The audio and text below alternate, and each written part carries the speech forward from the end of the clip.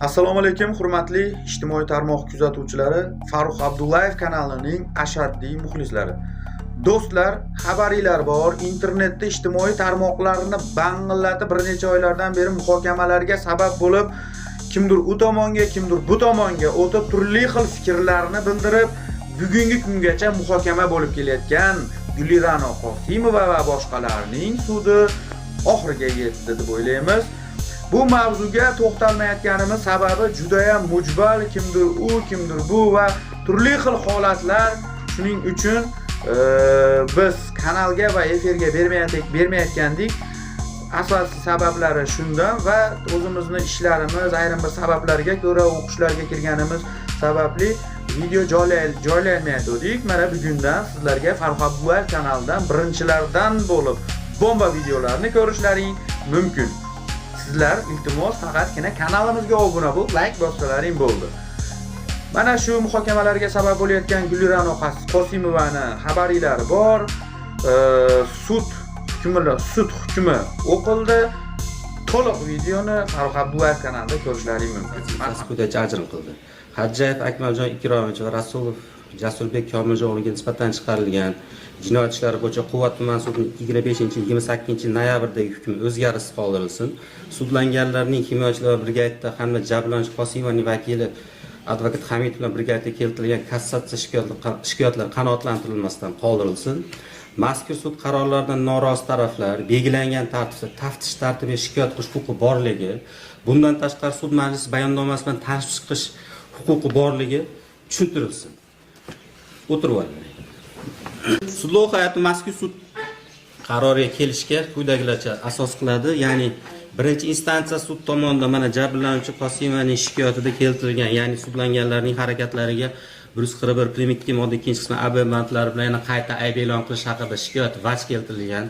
Bu holatlar bo'yicha birinchi instansiya sud tomonidan to'liq tekshirilib, uning sudlangan Hajjayev hamda Rasulullohning harakatlarida aynan mazkur jinoyat yo'qligi sababli adolatli ravishda 80 Jinoyat protsessual kodeksining 83-moddasiga asosan oqilab to'g'ri to'xtab kelgan degan xulosaga keldi. Bundan tashqari mana shikoyatlarda boshqa joylarda shunaqa holatlar bo'lyapti. Aynan jabrlanuvchilar Qosimov va Abdurahmonovlarni yechintirib ularni urganlik bo'yicha holati bo'yicha sudlanganlarga nisbatan bu holat bo'yicha ayblov e'lon qilinmagan.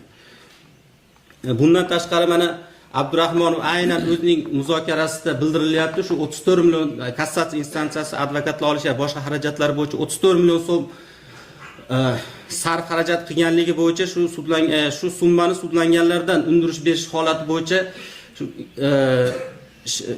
muzokarasida bildirdi. Bu holatlar bo'yicha birinchi instansiya sud tomonidan aynan kelgusida jabrlanuvchilarni moddiy va ma'naviy zararlar bo'yicha kelgusida undirish bo'yicha fuqarolik tartibida sudga murojaat qilish huquqi borligi tushuntirilgan.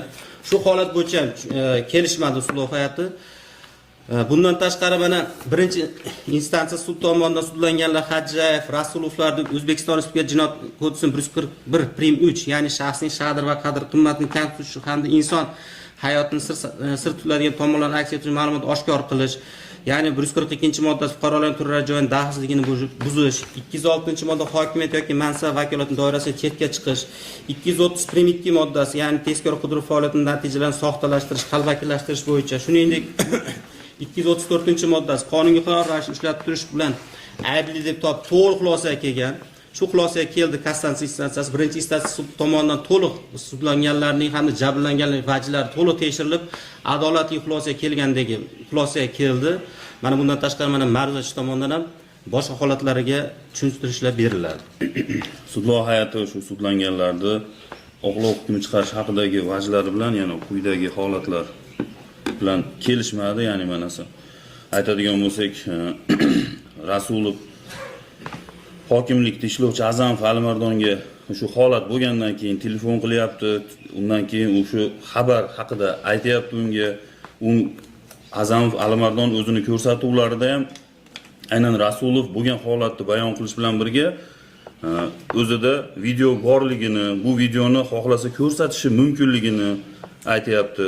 Biroq Ortiqov Muhammadjon ham xalq ta'limi bo'limi, tuman xalq ta'limi bo'limida ishlaydigan Ortiqov Muhammadjon ham aynan shu mazmunda Hajjayev unga telefon qilganini, unga bo'lgan holatda aytganini, agarda compliance tekshiruvchiga murojaat qilish masalasini bayon qilganida Ortiqov Muhammadjon bunga asos bo'lish holatini ular asos so'rashini bayon qilganda to'xtab turingchi deb unga ko'rsatib berganini, videolari borligini aynan Hajayev ham unga aytganini mana shu ko'rsatuvlar bergan. Bundan tashqari Yoqubov Yusufbek ham qaror rasmiylashtirganini, jabrlanuvchilar uyda to'polon qilganini bayon qilgan bo'lsa-da, boshqa ko'rsatuvlarda aynan ichki ishlar bo'limi xodimlarining boshqa ko'rsatuvlarida uyda hech qanday janjal bo'lmaganini, shaxsi aniqligini tuman ichki ishlar bo'limiga aynan rahbarini ko'rsatuv topshirig'i bilan olib borganini bayon qilishgan.